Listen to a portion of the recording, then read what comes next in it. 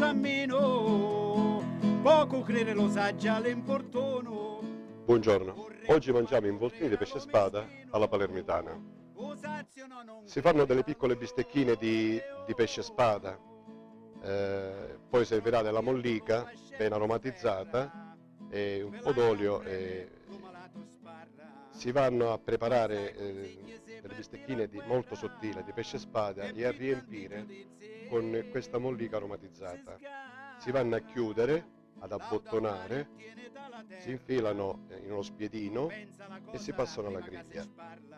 Una volta girata e rigirata si serve il piatto sempre con un po' di olio extravergine.